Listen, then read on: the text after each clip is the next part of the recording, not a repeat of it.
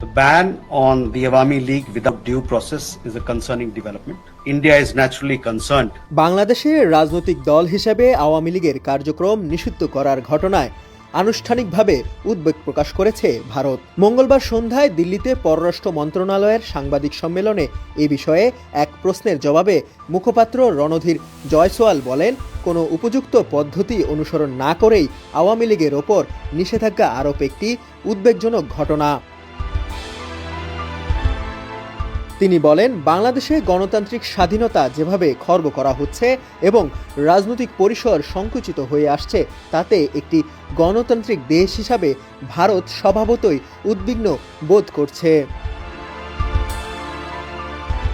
একই সঙ্গে বাংলাদেশে যত দ্রুত সম্ভব নির্বাচন আয়োজন করারও দাবি পুনর্ব্যক্ত করেছে Bharat. We strongly support the early holding of free, fair and inclusive elections in Bangladesh. এদিকে সন্ত্রাস বিরোধী আইনের আওতায় আওয়ামী লীগের সব ধরনের কার্যক্রম নিষিদ্ধ করার সিদ্ধান্ত নিয়েছে অন্তর্বর্তীকালীন সরকার।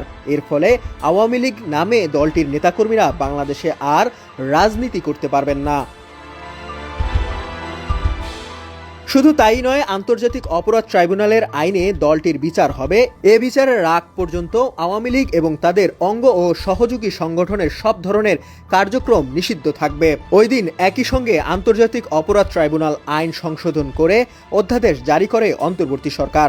এতে কোনো রাজনৈতিক দল তার অঙ্গ সংগঠন বা সমর্থক গোষ্ঠীকে শাস্তি দিতে পারবেন ট্রাইব্যুনাল।